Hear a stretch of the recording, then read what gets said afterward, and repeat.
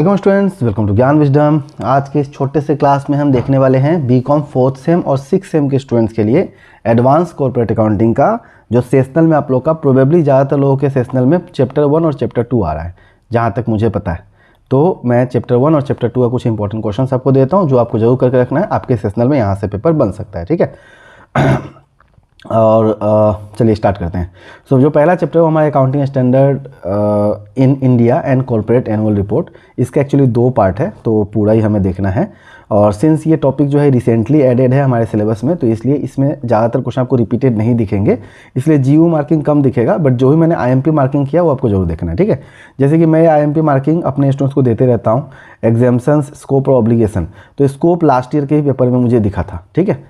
तो आपको सबसे पहले तो एक ओवरव्यू करना है, कितने मार्क के लिए सर? 5 मार्क्स के लिए करना है। देन ये जो टॉपिक है ये तीनों ही इंपॉर्टेंट एक्चुअली, तो आपको 5-5 मार्क के लिए तीनों ही प्रिपेयर करना है, ठीक है।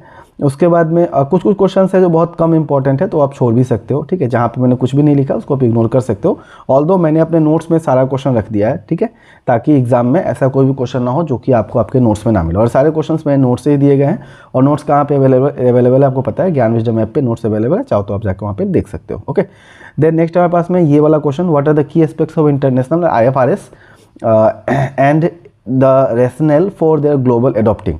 इसी को रिलेट करके ऐसे पूछ देगा, write a note on IASB। तो जब मैंने इस क्वेश्चन का आंसर दिया वहाँ पे मैंने IASB का बात भी मैंने किया है, 2022 में पूछा गया है, ओके। देन उसके बाद में background of convergence of Indian accounting standard with IFRS, मतलब अकाउंटिंग स्टैंडर्ड को बदल के IFRS कैसे बनाया गया है, कैसे कन्वर्ज किया गया है, तो वो सारा चीज़ जो है 2022 में पूछा हुआ है, तो आपको ये देख के रखना है। देन प्रोसीजर बहुत ज़्यादा इंपॉर्टेंट है, प्रोसीजर बहुत ज़्यादा इंपॉर्टेंट है, तो इसको तो पक्का अपने को देख के रखना है, ठीक है।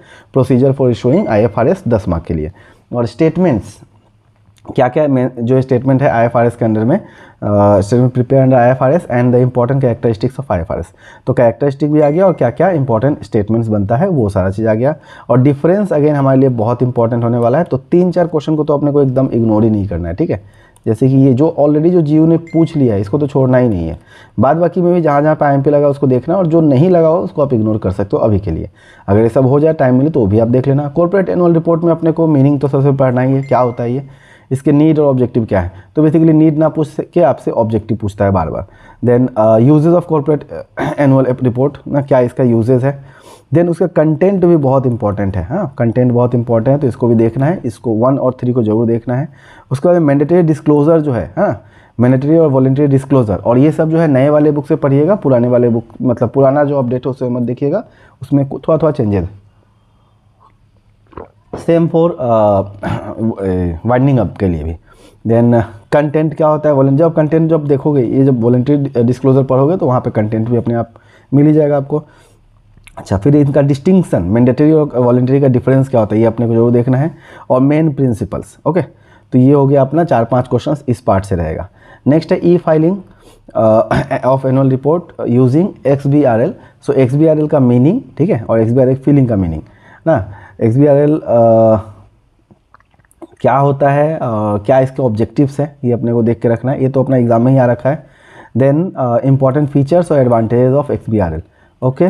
देन टेक्सोनॉमी क्या होता है, मीनिंग जस्ट पढ़ के रख लीजिएगा, ज़्यादा अंदर तक पढ़ने की जरूरत नहीं है। Components of taxonomy, components and types of taxonomy जरूर देखना अपने को। देन ये इंस्टेंस डॉक्यूमेंट जो आपके एग्जाम में ऑलरेडी आ रखा है, हाँ, यहाँ पे शायद नहीं मार्किंग नहीं किया गया है।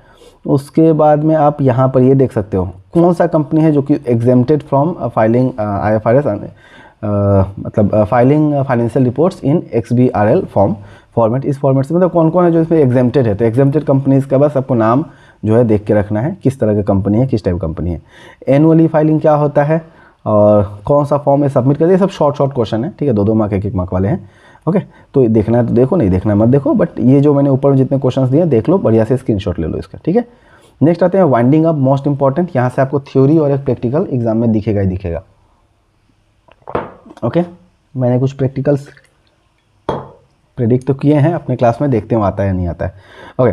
Now meaning of winding up एकदम देख के रखना है। लिक्विडेटर रिम्यूनरेशन पक्का देख के रखना है। सन्ड्री सिक्योर क्रेडिटर क्या होता है, अनसिक्योर क्रेडिटर क्या होता है, ये सब बनाया हुआ क्वेश्चन है जो मतलब अभी तक आया नहीं है बट आ सकता है। ये तो ऑलरेडी आया हुआ कितने बार, ये सब मैं बता रहा हूँ। देन लिक्विडेटर कैसे कैलकुलेट होता है, लिक्विडेटर्स रिम्यूनरेशन कैसे हम लोग कैलकुलेट करते हैं, क्या क्या 2 कंडीशन होता है, क्या होता है, वो सारा आपको बताना है। Then overriding of preferential creditor क्या होता है, तो ये आपको देख के रखना है अंडर सेक्शन 326। इस वाले चैप्टर में आपको हमेशा नया वाला रिसेंट नोट पढ़ना है, गूगल वगल से मत पढ़ना क्योंकि वो पहले वाला है और वो पुराना वाला कंपनीज एक्ट के अकॉर्डिंग है, जो कि गलत है, ठीक है, मतलब अब के लिए वो गलत हो जाता है। देन वॉलंटरी वाइंडिंग अप या वॉलंटरी लिक्विडेशन क्या होता है, देखो 16-22 आया हुआ क्वेश्चन है, तो 7 नंबर अपने को पक्का अच्छा से करना है। Modes of winding up most common most repeated question है 15, 22, 24।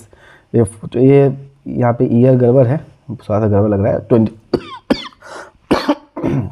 या 24 होगा, 4th सेम के एग्जाम में भी पूछा होगा, क्योंकि मैंने बताया कि सब्जेक्ट जो है पहले 6th सेम में भी था और अभी जो है 4th सेम में, ठीक है, तो ये आपको पक्का अच्छा देख के रखना है।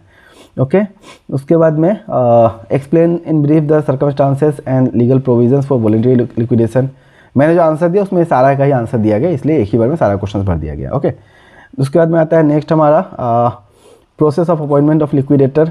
Okay then fees of liquidator तो हमने ऊपर में आपको दे ही दिया हुआ क्वेश्चन। हाँ powers and duty of liquidator ये आपको पूछ सकता है, और कई बार आपको ऐसे बोलेगा क्वेश्चन कंपनी का वो करके देगा, नाम बता के देगा। हाँ देन मतलब कंपनी का नाम है प्राइवेट कंपनी पब्लिक कंपनी ऐसे करके आपको देगा। मेंशन हिज ड्यूटीज़ हो गया, छोड़ो। नेक्स्ट उसके बाद में है मतलब इन सभी का आंसर इसी फॉर्म में मैंने दिया है, तो इसलिए उस तरह से क्वेश्चन बनाया हुआ है। नेक्स्ट है कॉन्ट्रीब्यूटरी का कॉन्सेप्ट क्या होता है, हाँ, और उसका distinction between list A list B contributories, ये सारा चीज़ देखिए एक ही क्वेश्चन बना दिया गया जिसमें सारा चीज़ आ जाता है। पहले जो है हमारा लिक्विडेशन होता था इससे क्या बोलते हैं उसको कंपनीज एक्ट के हिसाब से, बट अब जो होता है वो हमारा होता है दूसरे एक्ट से। वो एक्ट शायद IBBI एक्ट है मेरे ख्याल से। हाँ एक बार देख लीजिएगा आप लोग, मेरे को भी नाम तो पूरा याद नहीं अच्छा से। अच्छा नेक्स्ट क्या हमारे पास में व्हाट आर द ड्यूटी से, तो ऑलरेडी मैंने बता दिया कि ड्यूटी ऑफ लिक्विडेटर और रूल्स जो भी हो ये कंपनी के regarding. Same question under section 285, कई बार सेक्शन रेफर करके तो आप लोग से नहीं पूछता वैसे इतना टफ, लेकिन फिर भी अपने को प्रिपेयर रहना चाहिए। फिर ये वाला क्वेश्चन जरूर अपने को देख के रखना है, बहुत बड़ा आया हुआ क्वेश्चन है ये वाला। Prepare the list of preferential creditors in respect of liquidation of company 13, 16, 24 है ना, repeated question bar bar. What are the preferential creditors in respect of liquidation of a company and state the manner and order of disbursement of assets। ये आपके exam में आया हुआ ही question है actually, इसमें अभी एग्जाम के बुक में ही दिया हुआ है रिटो क्वेश्चन, और ये बहुत लोगों का नोट्स वगैरह क्या बोलते हैं उसको प्रोजेक्ट वगैरह में भी दे देता है टीचर लोग ना, और उसका आंसर और इसका आंसर दोनों मैंने ऐसा आंसर ही बना के दिया इसका सबके लिए काम करेगा। Right a short note on preferential creditors under companies act, तो सब सेम ही है, ये 15 में है। तो 15, 13, 15, 16, 24 जब तक ये जब ये मतलब पेपर था तब तक ये कॉमन ही था। लिक्विडेटर्स फाइनल स्टेटमेंट क्या होता है ना, इसके फीचर्स क्या है ये अपने को देख के रखना है, रिपीटेड क्वेश्चन है। और ये जो है ना फॉर्मेट जो है ना, फॉर्मेट आपसे फुल फॉर्मेट यहाँ पे ऐसे दिया गया, मैंने अपने नोट्स में डाल दिया है, हालांकि ये लेस इंपॉर्टेंट मारा हुआ है, मतलब बहुत कम पूछा जाता है ना के बराबर, बट फिर भी मैंने दे दिया। ठीक है, इन सभी जितने भी आपको नोट्स दिख रहे हैं इन सभी का आपको आंसर मिल जाएगा कहाँ पे, ज्ञान विजडम ऐप पे। अगर आपको नोट्स चाहिए तो वहाँ से आप पढ़ सकते हैं, अगर आपके पास ऑलरेडी नोट्स है बुक है तो आप वहीं से पढ़ते रहो। वीडियो को लाइक कर देना, चैनल को सब्सक्राइब कर लेना, और बाय बाय, मिलते हैं अगले क्लास में। Thank you and best of luck. Class 12 में अगर आपका कोई भाई बहन है पढ़ रहा है, कोई भी दोस्त अगर पढ़ रहा है जिसको आप रिकमेंड करना चाहो तो चैनल को रिकमेंड कर देना। क्लास 11, 12 वाले को, क्लास 12 के लिए बहुत सारे कोर्सेज भी आने वाले हैं, तो उनको जरूर कहना, जो भी 11 का एग्जाम एक्चुअली दे रहे होंगे 12 में जाने वाले होंगे उनको जरूर ये मैसेज पहुँचा देना। ठीक है, thank you, bye bye and जय हिंद, बेस्ट ऑफ लक।